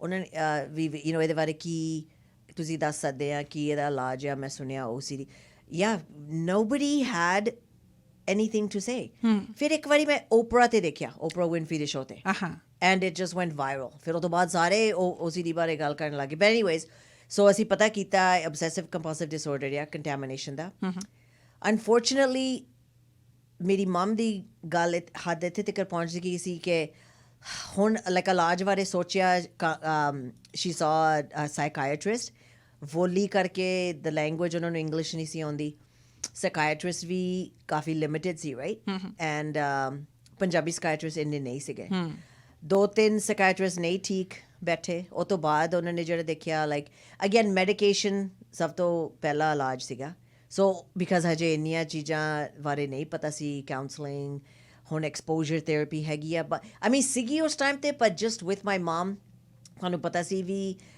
ਨਹੀਂ ਹੋ ਸਕਦਾ ਲਾਈਕ ਉਹਨਾਂ ਨੇ ਨਹੀਂ ਚੱਲਣਾ ਸੋ ਉਹਨਾਂ ਲਈ ਅਸੀਂ ਕੀ ਕੀਤਾ my dad stepped up and he became mum and dad ਅੱਛਾ ਤੇ ਫਿਰ ਉਹਨਾਂ ਨੇ ਮਮ ਦੀ ਦੇਖਭਾਲ ਕੀਤੀ ਲਾਈਕ ਬੇਸਿਕਲੀ ਐਂਡ ਤੱਕ ਰਾਈਟ ਪਰ ਅਨਫੋਰਚੂਨੇਟਲੀ ਫਿਰ dad got diagnosed with cancer ਅੱਛਾ and he passed away before her so ਫਿਰ ਉਹ ਤੋਂ ਬਾਅਦ ਅਸੀਂ ਸਾਂਭਿਆ ਮਮ ਨੂੰ ਫਿਰ 1 ਸਾਲ ਬਾਅਦ ਮਮ ਵੀ ਗੁਜ਼ਰ ਗਏ ਪਰ ਉਹ OCD ਮੈਂ ਆਪਣੇ ਆਪ ਦੇ ਵਿੱਚ ਦੇਖੀ ਅੱਛਾ ਤੇ ਮੈਨੂੰ ਹੱਥ ਕੰਟੈਮੀਨੇਸ਼ਨ ਦੀ ਨਹੀਂ ਸੀ ਪਰ ਇਟਸ ਲਾਈਕ ਕਿਵੇਂ ਹੁਣ ਸਮਝਾਈਏ ਲਾਈਕ ਜੇ ਕੋਈ ਚੀਜ਼ let's say a mouse ਪਿਆ ਆ ਇਹਨੂੰ ਮੈਂ ਸਿੱਧਾ ਕਰਨਾ because ਮੈਂ should be in certain position or order this ਸਾਬਣ ਦੀ like soap dish ਆ ਉਹਨੂੰ ਮੂਵ ਕਰੀ ਜਾਣਾ until it's perfect ਕਿਸੇ ਨੇ ਰਿਮੋਟ ਕੰਟਰੋਲ ਨੂੰ ਮੂਵ ਕੀਤਾ ਮੈਨੂੰ ਪਤਾ ਲੱਗ ਜਾਂਦਾ ਸੀ it's like order having things in order ਇੱਥੇ ਤੱਕ ਕਿ it started to like I didn't ਮੈਨੂੰ ਪਤਾ ਸੀ ਕਿ ਮਾਮ ਨੂੰ ਹੈਗੀ ਆ ਮੈਨੂੰ ਹੋ ਰਹੀ ਆ because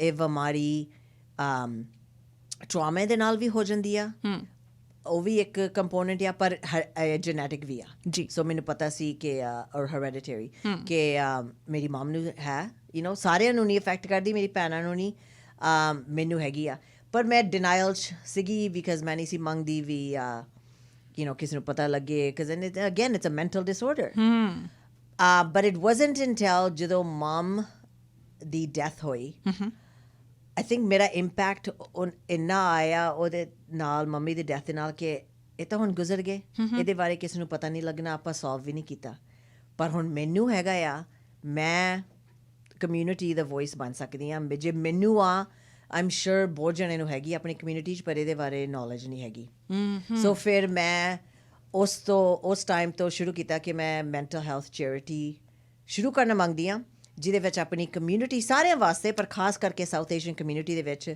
ਸਾਰਿਆਂ ਨੂੰ ਪਤਾ ਚੱਲੇ ਕਿ ਜਦੋਂ ਆਪਾਂ ਡਿਪਰੈਸ਼ਨ ਬਾਰੇ ਗੱਲ ਕਰਦੇ ਹਾਂ ਐਂਗਜ਼ਾਇਟੀ ਬਾਰੇ ਗੱਲ ਕਰਦੇ ਕਿ ਉਹ ਹੈ ਇਟ ਐਗਜ਼ਿਸਟ ਪਰ ਆਪਾਂ ਉਹਨੂੰ ਕਹਿ ਦਿੰਦੇ ਹਾਂ ਲਾਈਕ ਫਲਾਨਾ ਵਹਿਮ ਕਰਦਾ ਐਵੇਂ ਫਿਕਰ ਕਰੀ ਜਾਂਦੇ ਹਾਂ ਕੀ ਹੋਇਆ ਤੇਰੀ ਜ਼ਿੰਦਗੀ ਇੰਨੀ ਚੰਗੀ ਆ it's a chemical imbalance right ਬਿਲਕੁਲ ਅਜੇ ਡਿਪਰੈਸ਼ਨ ਬਾਰੇ ਤਾਂ ਜ਼ਰੂਰ ਗੱਲ ਕਰਨੀ ਅਸੀਂ ਸ਼ੁਰੂ ਕਰ ਦਿੱਤੀ ਹੈ ਪਰ ਚਾਹੇ OCD ਹੈ ਐਂਗਜ਼ਾਇਟੀ ਹੈ ਹੋਰ ਬਹੁਤ ਸਾਰੇ ਡਿਸਆਰਡਰਸ ਹੈਗੇ ਆ ਉਹਨਾਂ ਬਾਰੇ ਅਸੀਂ ਹਾਲੇ ਤੱਕ ਗੱਲ ਨਹੀਂ ਛੇੜੀ ਡਿਪਰੈਸ਼ਨ ਬਾਰੇ ਤਾਂ ਥੋੜ੍ਹਾ ਬਹੁਤ ਗੱਲ ਕਰਨੀ ਸ਼ੁਰੂ ਕਰ ਦਿੱਤੀ ਗਈ ਆ ਸੋ ਬਿੰਦੀ ਤੁਸੀਂ ਮੈਂਸ਼ਨ ਕੀਤਾ ਕਿ ਤੁਸੀਂ ਆਪਣੀ ਮਦਰ ਦੀ ਡੈਥ ਤੋਂ ਬਾਅਦ ਤੁਸੀਂ ਇਹ ਗੱਲ ਰੀਅਲਾਈਜ਼ ਕੀਤੀ ਕਿ ਤੁਹਾਨੂੰ ਜਿਹੜੇ ਮੈਂਟਲ ਹੈਲਥ ਦੇ ਕੋਈ ਇਸ਼ੂਜ਼ ਹੈਗੇ ਆ ਤੁਹਾਡੇ ਮਦਰ ਨੇ ਚਾਹੇ ਐਕਸਪੀਰੀਅੰਸ ਕੀਤੇ ਆ ਜਾਂ ਤੁਸੀਂ ਆਪਣੇ ਆਪ ਦੇ ਵਿੱਚ ਵੀ ਰੈਕਗਨਾਈਜ਼ ਕਰਨਾ ਸ਼ੁਰੂ ਕੀਤਾ ਆਇਡੈਂਟੀਫਾਈ ਕਰਨਾ ਸ਼ੁਰੂ ਕੀਤਾ ਉਹਦੇ ਬਾਰੇ ਗੱਲਬਾਤ ਕੀਤੀ ਜਾਵੇ ਕਿੰਨਾ ਔਖਾ ਸੀ ਅਤੇ ਕਿੰਨਾ ਸੌਖਾ ਸੀ ਦੱਸੋ ਕਾਫੀ ਔਖਾ ਸੀ ਆਈ ਮੀਨ ਸਪੈਸ਼ਲੀ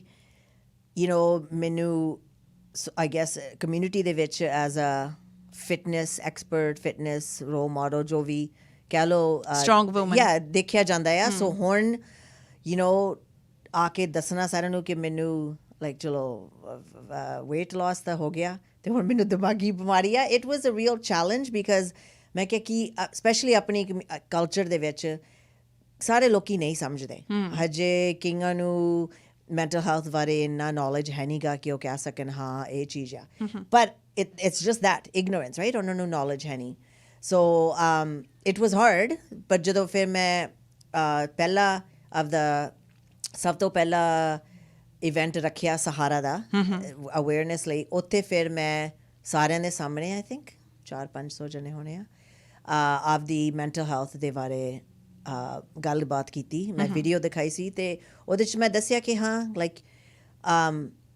ਮੈਂ ਈਵਨ ਦੋ ਮੈਂ ਸਕਸੈਸਫੁਲ ਹਾਂ ਮੈਂ ਇੰਨੇ ਸ਼ੋਅ ਵਗੈਰਾ ਜਿੱਤੇ ਨੇ behind everybody there's always stories you don't know right and so ਫਿਰ ਮੈਂ ਸਾਰਿਆਂ ਨੂੰ ਦੱਸਿਆ ਕਿ ਮੈਨੂੰ ਇਹ ਬਿਮਾਰੀ ਆ ਮੈਨੂੰ OCD ਆ ਅਤੇ ਮੈਨੂੰ ਨਾਲ ਉਹ ਜਿਹੜਾ ਪਹਿਲਾਂ ਰੱਖਿਆ ਸੀ ਉਹ ਸੀਗਾ ਹਰੇਕ ਸਾਲ ਅਸੀਂ ਡਿਫਰੈਂਟ ਟੋਪਿਕ ਰੱਖਦੇ ਹਾਂ ਉਦੋਂ ਸੀਗਾ OCD and tics and Tourette's. Tics and Tourette's is not it's a neurological disorder ਪਰ ਜਦੋਂ ਕਿਸੇ ਨੂੰ ਡਿਪਰੈਸ਼ਨ ਹੋਵੇ ਉਹਦੇ ਨਾਲ ਕੋਈ ਨਾ ਕੋਈ ਚੀਜ਼ ਆਉਂਦੀ ਆ ਚਾਹੇ ਉਹ ਐਂਗਜ਼ਾਇਟੀ ਹੋ ਲਓ ਜਾਂ ਉਹਨਾਂ ਨੂੰ ਬੈਡ ਥਾਟਸ ਆਉਂਦੇ ਨੇ ਕਈ ਵਾਰੀ OCD ਵੀ ਨਾਲ ਹੁੰਦੀ ਆ OCD ਦੇ ਨਾਲ ਕੁਆਇਟ ਕਾਮਨ ਆ ਕਿ ਕਿਸੇ ਨੂੰ ਟਿਕਸ ਜਾਂ ਟੂਰੈਟਸ ਹੋਵੇ ਸੋ ਹੁਣ ਮੈਂ ਤੁਸੀਂ ਪੁੱਛੋਗੇ ਇਹਨੂੰ ਸਮਝਾ ਟਿਕਸ ਐਂਡ ਟੋਰੈਟਸ ਬਾਰੇ ਵੀ ਸਾਡੀ ਕਮਿਊਨਿਟੀ 'ਚ ਨਹੀਂ ਪਤਾ ਮੈਂ ਵੀ ਥੋੜ੍ਹਾ ਜਿਹਾ ਪੜ੍ਹਨ ਦੀ ਕੋਸ਼ਿਸ਼ ਕੀਤੀ ਆ ਆਪਣੀ ਲੋੜ ਦੇ ਲਈ ਪੜ੍ਹਨ ਦੀ ਕੋਸ਼ਿਸ਼ ਕੀਤੀ ਹੈ ਕਿ ਟਿਕਸ ਐਂਡ ਟੋਰੈਟਸ ਬਾਰੇ ਤਾਂ ਸਾਨੂੰ ਬਿਲਕੁਲ ਵੀ ਖਿਆਲ ਨਹੀਂ ਹੈਗਾ ਸਗੋਂ ਜੇ ਹੁਣ ਟਿਕਸ ਐਂਡ ਟੋਰੈਟਸ ਬਾਰੇ ਥੋੜ੍ਹੀ ਜਿਹੀ ਬਿੰਦੀ ਮੈਂ ਮਹਿਸੂਸ ਕਰਦੀ ਹਾਂ ਕਿ ਮੈਂ ਅਵੇਅਰ ਹੋਈ ਹਾਂ ਅਤੇ ਅਫਸੋਸ ਹੁੰਦਾ ਅੱਜ ਐਂਟੀ ਬੁਲਿੰਗ ਡੇ 'ਤੇ ਵੀ ਆਪਾਂ ਗੱਲ ਕਰ ਰਹੇ ਹਾਂ ਅਸੀਂ ਤਾਂ ਜਿਹਨੂੰ ਕੋਈ ਟਿਕਸ ਜਾਂ ਟੋਰੈਟਸ ਹੁੰਦੇ ਰਹੇ ਆ ਜਾਂ ਦੇਖੇ ਆ ਹੁਣ ਤੱਕ ਤਾਂ ਉਹਨਾਂ ਲੋਕਾਂ ਦਾ ਮਜ਼ਾਕ ਹੀ ਬਣਾਇਆ ਜੇ ਥੋੜ੍ਹਾ ਜਿਹਾ ਟਿਕਸ ਐਂਡ ਟੋਰੈਟਸ ਬਾਰੇ ਦੱਸਣ ਤੋਂ ਪਹਿਲਾਂ ਇਹ ਦੱਸ ਸਕੋ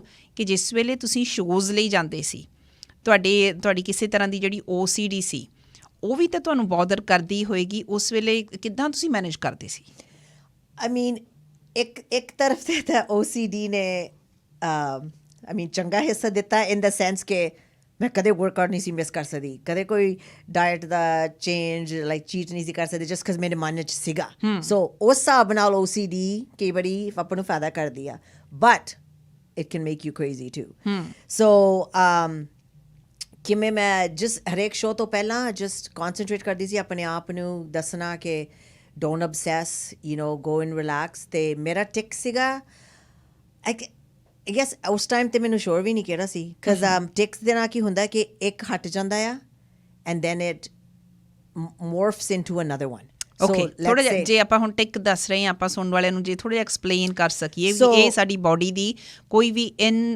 ਵੋਲੰਟੀਅਰ ਜਿਹੜੀ ਵੋਲੰਟਰੀ ਮੂਵਮੈਂਟ ਆ ਅਸੀਂ ਆਪਣੀ ਮਰਜ਼ੀ ਦੇ ਨਾਲ ਉਸ ਸਰੀਰ ਦਾ ਹਿੱਸਾ ਕੋਈ ਨਹੀਂ ਹਿਲਾ ਰਹੇ ਜਿੱਦਾਂ ਕਈਆਂ ਦੀ ਅੱਖ ਜਿਹੜੀ ਫੜਕਦੀ ਰਹਿੰਦੀ ਆ ਅੱਖ ਵਾਲਾ ਬਹੁਤ ਕਾਮਨ ਹੈ ਅੱਖ ਫੜਕਦੀ ਰਹਿੰਦੀ ਆ ਕਈਆਂ ਨੂੰ ਹੈਗਾ ਨੱਕ ਨੂੰ ਇੱਦਾਂ ਹੱਥ ਲਾਈ ਜਾਣਾ ਜਾਂ ਲਾਈਕ ਵਟਐਵਰ ਵਾਈਪ ਕਰੀ ਜਾਣਾ ਪਹਿਲਾਂ ਹੁੰਦਾ ਸੀ ਮੇਰਾ ਹੱਥ ਲਾਈਕ ਹੱਥ ਨਹੀਂ ਹਿਲਣਾ ਅੱਛਾ ਅਗੇਨ ਆਪਾਂ ਲੁਕੋ ਸਕਦੇ ਹਾਂ ਕਿਸੇ ਨੂੰ ਨਹੀਂ ਪਤਾ ਜਾਂ ਕਹਿ ਦੇਣਾ ਉਹ ਮੇਰਾ ਗੁੱਟ ਦੁਖਦਾ ਲਾਈਕ ਬਹੁਤ ਬਹਾਨੇ ਲਾਏ ਮੈਂ ਜ਼ਿੰਦਗੀ 'ਚ ਰਾਈਟ ਬਿਕਾਜ਼ ਮੈਂ ਨਹੀਂ ਸੀ ਮੰਗਦੀ ਬਿਕਾਜ਼ ਮੈਨੂੰ ਆਪ ਨਹੀਂ ਸੀ ਪਤਾ ਕੀ ਹੋ ਰਿਹਾ ਆ ਕਿਉਂ ਮੇਰੀ ਬੋਡੀ ਇੱਦਾਂ ਹਿਲਦੀ ਆ ਐਂਡ ਹੋਰਾਂ ਨੂੰ ਸਮਝ ਨਹੀਂ ਸੀ ਆਉਂਦੀ ਸੋ ਉਸ ਟਾਈਮ 'ਤੇ ਸੀਗਾ ਆਈ ਥਿੰਕ ਮੇਰੇ ਹੱਥ ਦਾ ਸੀਗਾ ਅਤੇ ਸਿਰ ਨੂੰ ਹਿਲਾਉਣਾ ਸੋ ਜਸਟ ਬੇਸਿਕਲੀ ਜਦੋਂ ਮੇਰਾ ਟਾਈਮ ਆਉਂਦਾ ਸੀ ਸਟੇਜ 'ਤੇ ਜਾਣ ਦਾ ਮੈਂ ਜਸਟ ਆਪਣੇ ਆਪ ਨੂੰ ਬਸ ਜਸਟ ਸਿਖਾ ਲੈਣਾ ਮਨਾ ਲੈਣਾ ਵੀ ਸਟੇਜ 'ਤੇ ਟੋਟਲੀ ਫੋਕਸ ਕਰ ਕੋਈ ਹਿਲਣਾ ਨਹੀਂ ਜੱਜਸ ਦੇਖ ਰਹੇ ਨੇ ਤੈਨੂੰ ਸੋ ਟੈਂਪਰੇਰੀ ਟਾਈਮ ਲਈ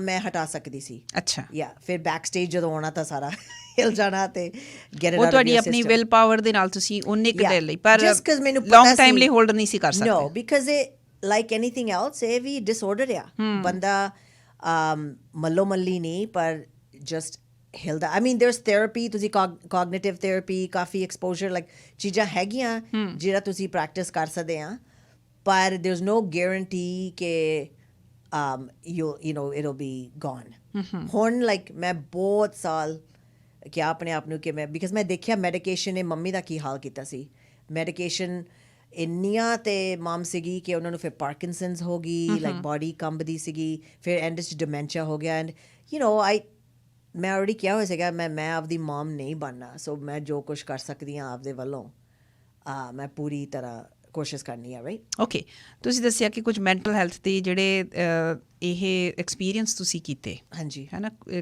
ਚਾਹੇ OCD ਦੀ ਗੱਲ ਕਰ ਰਹੇ ਹਾਂ ਜਾਂ ਟਿਕ ਦੀ ਗੱਲ ਤੁਸੀਂ ਕਰ ਰਹੇ ਹੋ ਕਿ ਵੱਖ-ਵੱਖ ਤਰ੍ਹਾਂ ਦੀਆਂ ਟਿਕਸ ਤੁਸੀਂ ਐਕਸਪੀਰੀਅੰਸ ਕਰਦੇ ਰਹੇ ਹਾਂ। ਹਾਂਜੀ। ਹੁਣ ਗੱਲ ਆਉਂਦੀ ਹੈ ਕਿ ਤੁਸੀਂ ਫਿਜ਼ੀਕਲੀ ਕਿੰਨਾ ਫਿੱਟ ਆਪਣੇ ਆਪ ਨੂੰ ਰੱਖਿਆ ਹੋਇਆ, ਤੁਸੀਂ ਡਾਈਟ ਵੀ ਕਿੰਨੀ ਵਧੀਆ ਖਾਂਦੇ ਸੀ, ਸਟਿਲ ਉਹ ਜਿਹੜੀਆਂ ਚੀਜ਼ਾਂ ਸੀ ਐਗਜ਼ਿਸਟ ਕਰਦੀਆਂ। ਆਮ ਕਰਕੇ ਅਸੀਂ ਇਹ ਗੱਲ ਕਹਿ ਦਿੰਦੇ ਹਾਂ ਕਿ ਵੀ ਚੰਗੀ ਡਾਈਟ ਖਾਓ ਅਤੇ ਐਕਸਰਸਾਈਜ਼ ਕਰੋ ਤਾਂ ਸਭ ਕੁਝ ਠੀਕ ਠਾਕ ਹੋਏਗਾ। ਮੇਰਾ ਸਵਾਲ ਤੁਹਾਡੇ ਲਈ ਇਹ ਹੈ ਕਿ ਇਹ ਜਿਹੜੀ ਫਿਟਨੈਸ ਹੈ ਇਹਨੇ ਕੁਝ ਤੁਹਾਨੂੰ ਇੱਧਰ ਫਰਕ ਪਾਇਆ ਮੈਂਟਲ ਡਿਸਆਰਡਰ ਦੇ ਵਿੱਚ ਟੈਕਲ ਕਰਨ ਦੇ ਲਈ? I would say ਕਿ ਫਿਟਨੈਸ ਨੇ, ਜੇ ਮੈਨੂੰ ਕੋਈ ਚੀਜ਼ ਨੇ ਬਚਾਇਆ ਤਾਂ ਪ੍ਰੋਬੇਬਲੀ ਫਿਟਨੈਸ ਨੇ, ਫਿਜ਼ੀਕਲ ਫਿਟਨੈਸ ਨੇ, ਮੈਂਟਲ ਹੈਲਥ ਤੁਹਾਡੀ।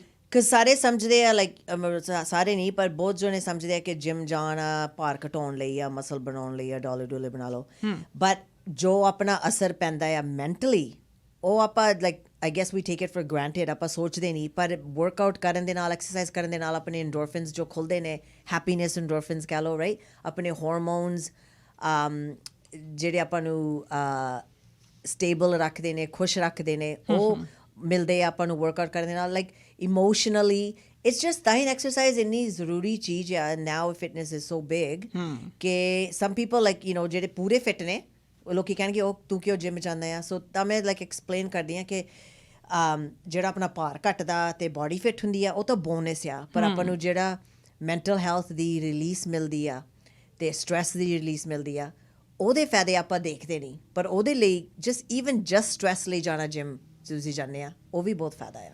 ਓਕੇ, ਸੋ ਫਿਜ਼ੀਕਲ ਫਿਟਨੈਸ ਲਈ ਜਿਹੜਾ ਤਾਂ ਕੰਮ ਤੁਹਾਡਾ ਹਾਲੇ ਵੀ ਕੰਟੀਨਿਊ ਹੈ, ਜਿਹੜਾ ਤੁਹਾਡਾ ਚੱਲ ਰਿਹਾ ਹੈਗਾ। ਤੁਸੀਂ ਦੂਸਰੇ ਲੋਕਾਂ ਨੂੰ ਵੀ ਟ੍ਰੇਨ ਕਰਦੇ ਹੋ, ਤੁਸੀਂ ਇੰਸਪਾਇਰ ਵੀ ਕਰਦੇ ਹੋ, ਤੁਹਾਨੂੰ ਪਤਾ ਕਿ ਕਿਹੜੀ ਚੀਜ਼ ਕਿਵੇਂ ਕਰਨੀ ਹੈਗੀ ਆ।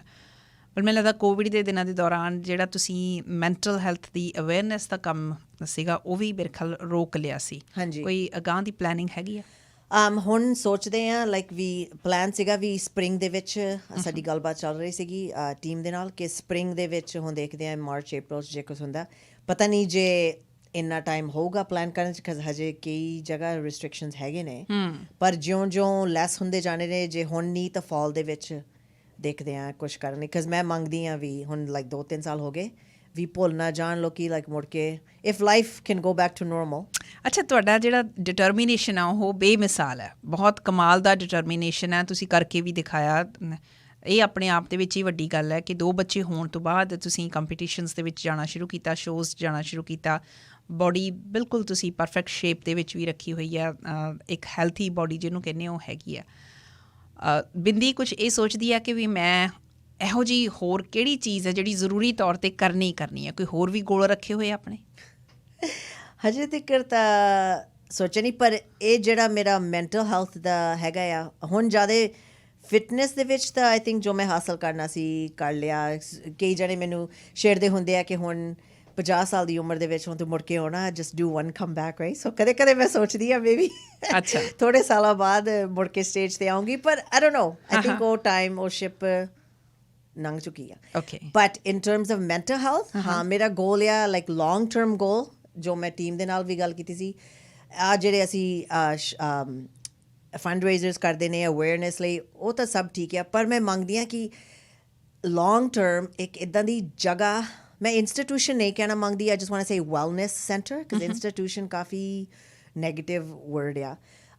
ਇੱਦਾਂ ਦੀ ਵੈਲਨੈਸ ਜਗ੍ਹਾ ਬਣਾਈ ਜਾਵੇ ਸਾਊਥ ਏਸ਼ੀਅਨ ਕਮਿਊਨਿਟੀ ਲਈ, ਜਿੱਥੇ ਕੋਈ ਵੀ ਤੁਹਾਨੂੰ ਬਿਮਾਰੀ ਹੈਗੀ ਆ, ਕੋਈ ਹੈਗਾ ਤੁਹਾਨੂੰ ਸਾਂਭਣ ਲਈ। So let's say it's N OCD ਆ, ਤੁਹਾਨੂੰ OCD ਕਾਉਂਸਲਰ ਦੇ ਨਾਲ ਸੈਟਅਪ ਕਰਤਾ, ਕੋਈ ਵੀ mental health, even physical health, like ਕਿਸੇ ਨੂੰ ਈਵਨ ਲਾਈਕ ਫਿੱਟ ਨਹੀਂ ਹੈਗੇ ਤਾਂ ਉਹਨਾਂ ਨੂੰ ਰਾਈਟ ਜਗ੍ਹਾ 'ਚ ਡਾਇਰੈਕਟ ਕਰ ਦਿੱਤਾ। I just want there to be a mental health, a wellness centre ਆਪਣੀ ਕਮਿਊਨਿਟੀ ਲਈ, ਜਿੱਥੇ ਸਾਰੇ ਬਿਨਾਂ ਫਿਕਰ ਤੋਂ, ਬਿਨਾਂ ਡਰ ਤੋਂ ਜਾ ਸਕਣ। ਸਾਡੇ ਇੱਕ ਲਿਸਨਰ ਤੁਹਾਡੇ ਨਾਲ ਗੱਲ ਕਰਨਾ ਚਾਹੁੰਦੇ ਆ। ਹਾਂਜੀ ਜਸਵੀਰ ਜੀ। ਹੈਲੋ ਜਸਵੀਰ ਜੀ, ਤੁਸੀਂ ਔਨ ਏਅਰ ਹੋ? ਧੰਨਵਾਦ ਜੀ, ਬਹੁਤ ਬਹੁਤ ਮਿਹਰਬਾਨੀ। ਔਰ ਮੈਂ ਵਧਾਈ ਦੇਣੀ ਚਾਹੁੰਦਾ ਸਰਦਾਰ ਜੀ ਨੂੰ ਕਿ ਇਹਨਾਂ ਨੇ ਇੰਨਾ ਵੱਡਾ ਪਹਿਲਾਂ ਤਾਂ ਹੌਸਲਾ ਕੀਤਾ।